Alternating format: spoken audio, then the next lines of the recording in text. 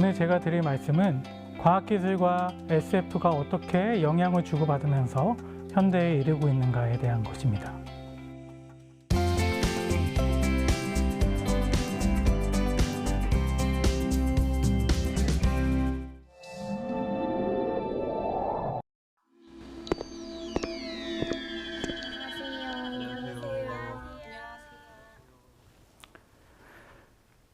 안녕하세요. 저는 SF를 연구하고 있는 건국대학교의 이지용이라고 합니다.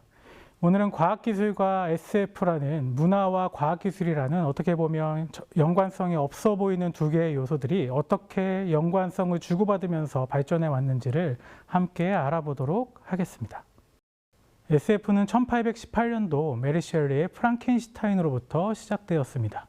그렇기 때문에 이제는 200여 년 동안 다양한 발전을 겪으면서 여러 가지 의미들을 내포하게 되었는데요.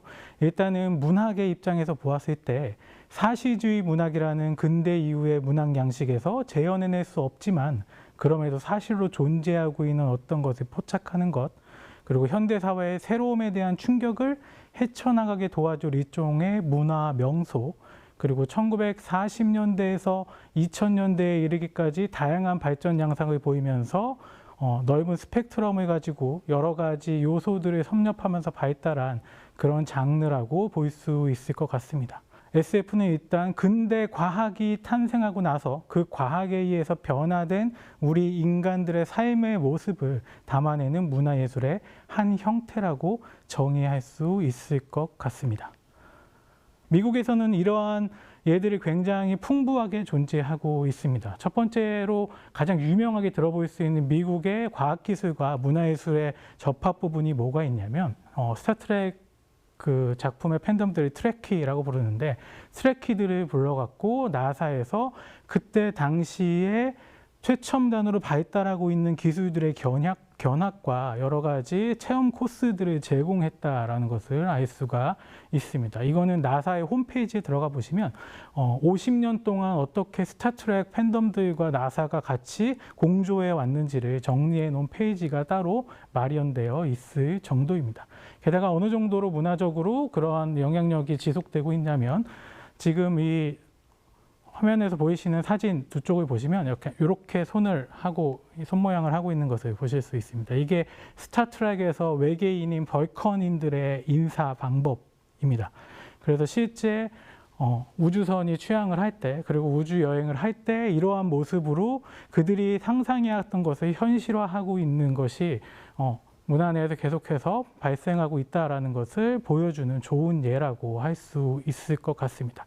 예를 들어 인터스텔라라는 영화가 있었습니다. 인터스텔라라는 영화에서 웜홀이 등장을 했는데 그 웜홀의 이론적 자문과 디자인에 대한 자문을 해준 것은 노벨상을 타게 된 쇼 킵이라는 박사였습니다.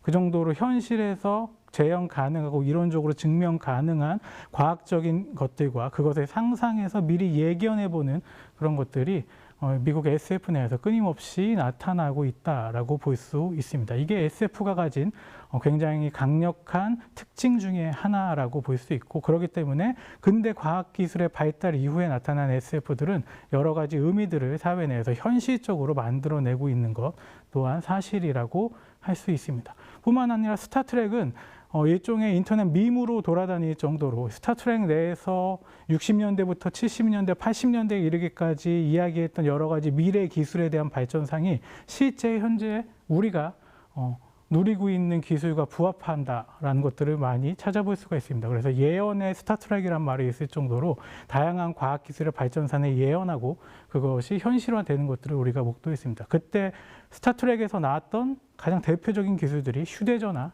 태블릿, 그다음에 휴대전화 안에 들어가 있는 사진기와 같은 것들이 이미 60, 70년대부터 드라마 내에서 등장해 왔음을 알 수가 있습니다. 자, 그렇다면 SF라는 장르가 한국에서는 어떠한 의미들로 만들어졌을까요? 세계 SF의 시작은 1818년도인데 한국은 소설 장르의 발달 등의 시기와 맞춰봐서 구한말인 1907년에 처음으로 SF가 들어왔습니다. 지금 보이시는 그림에서 좌측에 있는 태극학보라는 것에 1907년도에 주이베른의 해저 이말리가 번역된 해저 여행 기담이라는 작품이 소개되었습니다. 그러니까 주이 베른의 해저 이만희는 1869년도에 출판이 되었는데 1907년도에 번역되어서 한국에 소개됐습니다. 재미있는 것은 여기도 역시 근대 과학기술과 SF가 그 궤를 같이 하고 있다라는 겁니다. 태극학보는 일본에 유학 간 국책 유학생들의 소식지였습니다. 이 잡지를 내는 이유는 우리가 나라에서 파견된 유학생들로서 신문물, 그때 당시로는 서구의 문물이겠죠. 신문물을 받아들이는데 여러 가지 귀중한 자료로 삼고 서로 정보를 교환하기 위해서 이러한 잡지를 만든다라고 명하고 있습니다. 거기에서 이야기됐던 게 해저 이말리라는 것이죠. 해저 이말리는 잠수함을 타고 깊은 바다를 여행하는 그런 스토리를 가지고 있습니다. 오른쪽에 있는 그림을 보시면 철새개라는 소설이 있습니다. 이 역시 주이 베른의 인도 왕비의 유산이라는 작품을 모태로 하고 있는데 여기에서는 인도 왕비의 유산 같은 경우에는 스토리가 두 개의 라인으로 나뉘고 있습니다. 하나는 복지국가를 건설하고자 하는 축이 있고 또 한 군데는 군사적으로 그리고 기계공업적으로 굉장히 강력한 나라를 건설하고자 하는 게 목적입니다. 그런데 제목에서도 볼 수 있듯이 한국에서는 철새개라는 복지국가의 스토리를 제외한 군사강국의 스토리를 가지고 오는 것을 알 수가 있습니다. 그것은 해저 이말리 그리고 철새개에서 보여주는 구한말의 한국이 군사적으로 강병하고 그래서 국력을 지킬 수 있을 만한 과학기술의 필요성이 그 안에 내포된 것이라고 볼 수가 있을 것 같습니다. 그 다음에도 1910년 그리고 1920년대까지 아주 중요한 작품들이 한국에도 소개되게 됩니다. 왼쪽에 있는 그림에서 보시는 월세계 여행이라는 작품은 주이 베른의 지구에서 달까지라는 작품을 소개한 것입니다. 이 작품은 영화 역사에서 굉장히 중요한 조르주 멜리아스의 지구에서부터 달까지라는 작품의 원작이 되는 소설입니다.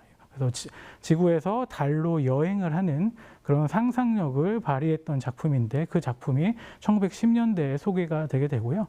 그 오른쪽에 있는 작품은 맨 오른쪽 그림을 보시면 까리러로 되어 있는데 러시아어로 되어 있는데요. 인조 노동자라고 그 옆에 번역이 되어 있는 것을 볼 수가 있습니다.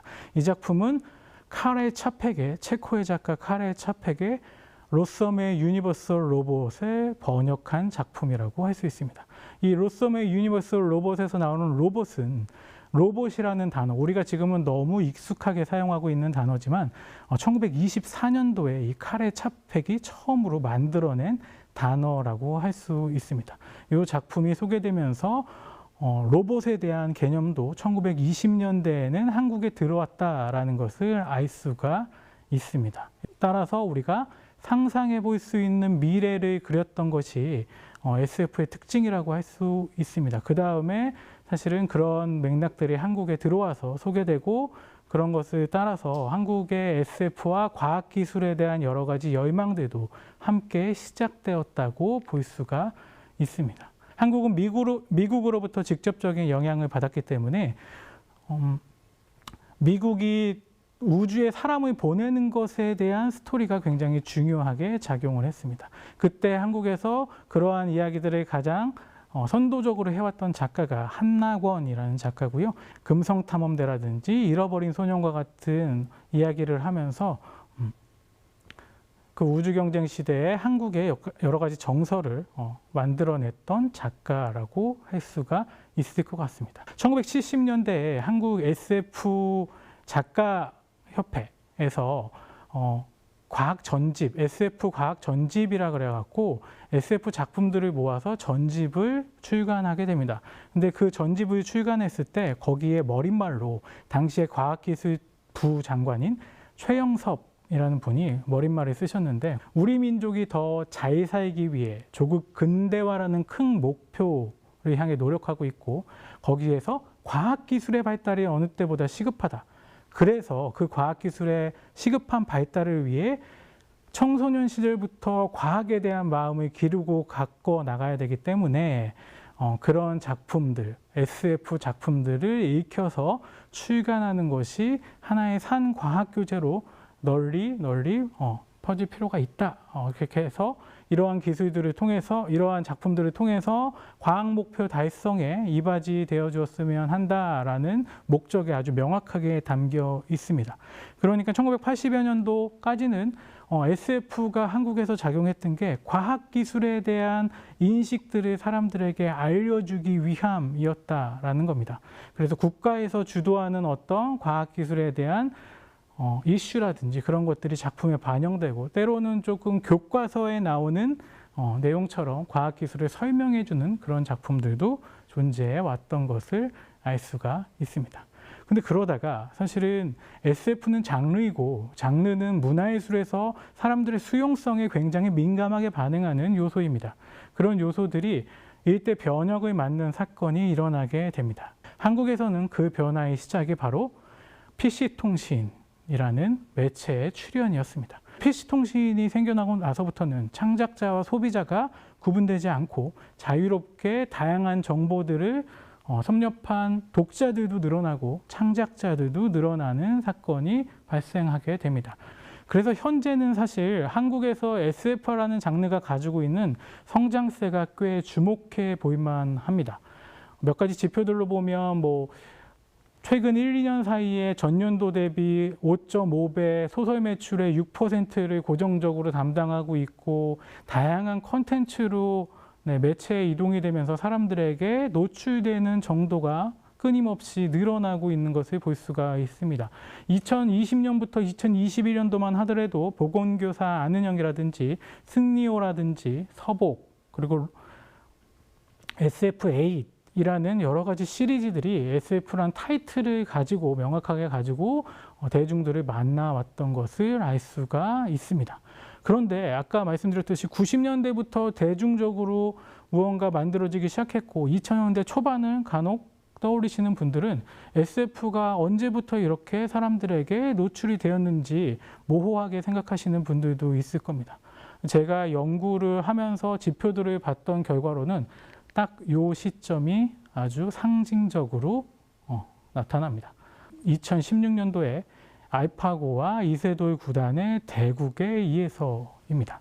이때가 사실 우리 국민들이 우리가 생각보다 첨단의 시대에, 그리고 우리가 미래로 그려왔던 어떤 지점에 이미 위치하고 있다는 것을 깨달았던 그런 시기가 아닌가 싶습니다. 인공지능이라든지 컴퓨터, 그리고 인간은 명확하게 상하 관계 혹은 위계의 관계, 나음과 덜함의 관계가 명확하게 나눠진 상태에서 존재한다라고 생각했는데, 그런 것이 아니라는 것을 이 시기에 깨달았던 것이 아닌가라고 생각이 됩니다. 그런데 한국 SF에서 굉장히 재미있는 것은 2016년도에 그런 관심을 통해서 새로운 신인 작가들도 굉장히 많이 출연을 했습니다. 그런데 그런 젊은 신인 작가들의 글에서 보면 우리가 한참 동안 이야기하고 고민했던 인공지능이나 비인간 개체들이나 이런 요소들에 대한 다양한 문제의식들이 자연스럽게 녹아들어가 있는 것을 확인할 수가 있습니다. 네, 지금까지 들어보시고 또 궁금한 사항이 있으면 질문해 주시기 바랍니다. 질문하실 분은 손을 들어서 의사를 표해 주시면 됩니다. 네, 질문해 주세요. 네. 그 과학기술의 발전이 SF 발전과 함께 성장하고 있다는 생각이 드는데, 그렇다면 많은 SF에 나오는 무분별한 과학기술의 발전들에 대한 우려와 부정적인 결과 역시도 앞으로 발전한 과학기술에 대한 위험성을 빨리 인지할 수 있는 계기가 될 수 있는지 궁금합니다. 특히 과학기술이 발전하게 되면 기술 자체가 발전하는 것과 그것이 인간의 삶에 미치는 영향은 굉장히 긴밀함에도 불구하고 한 번에 사실은 우리가 인지할 수 없는 부분이기도 합니다. 다양한 검토들이 이루어져야 되고, 그리고 윤리적이고 도덕적인 것 이외에도 법률적이고 사회적인 여러 가지 구조에도 영향을 미치게 되는데, 그러한 구조의 변화들을 SF가 끊임없이 경고해 왔다라고 볼 수가 있습니다. 특히 매체가 발달하고 방송이나 네트워크가 발달했을 때 그것이 국가가 국민들을 감시하는 어떤 기제가 될 수 있을 거라는 경고의 메시지 같은 것들은 사회주의나 민주주의 모든 문화권에서 사실 SF 텍스트를 통해서 선도적으로 일어났던 부분이라고 할 수가 있습니다. SF에는 디스토피아라는 장르가 있는데 그러니까 부정적이고 절망적인 세계에 대한 이야기입니다. 그런데 그 절망적인 세계를 그리는 게 절망을 이야기하기 위해서가 아니라 우리가 현재의 모습에서 변화할 지점들을 놓치거나 통찰하고 무언가 인식의 전환을 이루지 못한다면 그런 미래가 도래할 수 있다는 일종의 경고들을 하는 겁니다.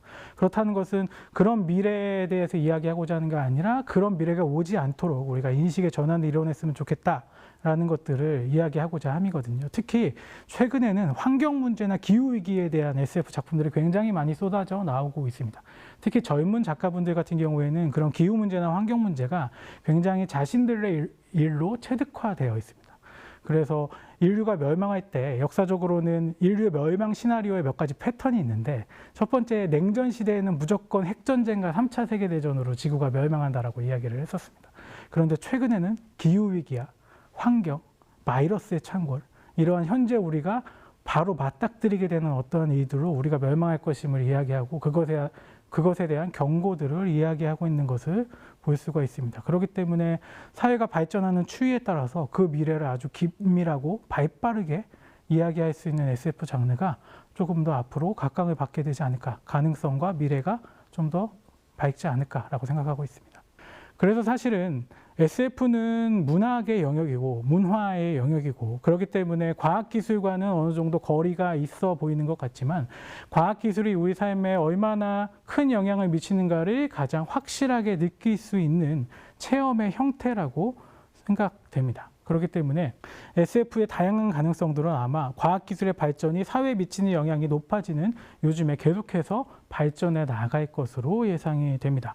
흔히 SF에 대해서 이전에 상상했던 것들이 이미 다 현실이 되었기 때문에 더 이상 사실은 소재가 고갈되어서 경쟁력이 약화될 것이 아니냐, 그거는 공상이었고 공상이었던 것들이 현실화되었기 때문에 이제는 더 이상 경쟁력이 없는 것이 아니냐라고 이야기할 수도 있는데, 오히려 반대로 과학기술이 발달해감에 따라서 그 발달해가는 과학기술의 양상에 따라서 그 다음을 생각하고 그 다음을 상상할 수 있는 아주 현대적이고 과학적인 문화예술의 장르라고 할 수 있을 것 같습니다. 특히 한국은 아까 말씀드렸듯이 기술에 대한 친연성이 굉장히 높은 나라입니다.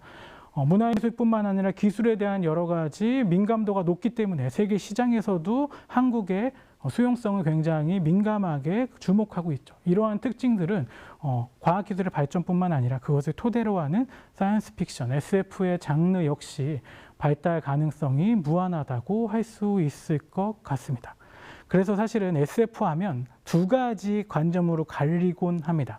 첫 번째는 저는 과학에 대해서 잘 모르기 때문에 라는 관념이 있고, 또 하나는 너무 과학적이지 않아서 공상적이어서 라는 관념이 두 개가 대립을 하는 게 이 SF 장르라고 할 수 있습니다.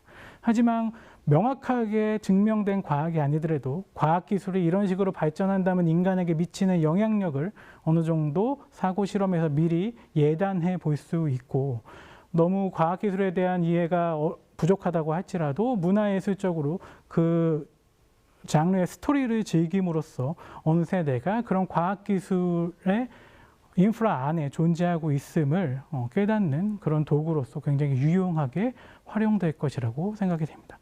이렇게 해서 과학기술에 대한 여러 가지 담론들, 특히 과학기술이 전공하시거나 이런 분들이 아니라면 그 기술이 어떻게 이루어졌는지에 대한 이해는 다소 부족하거나 어렵게 느껴질 수도 있을 겁니다. 하지만 과학기술은 우리 삶에서 빼놓을 수 없는 영향력을 행사하면서 우리 삶에 깊숙이 자리하고 있고, 우리가 생각하고 사고하고 생활하는 모든 영역에 과학기술이 관여하고 있음을 알 수 있습니다.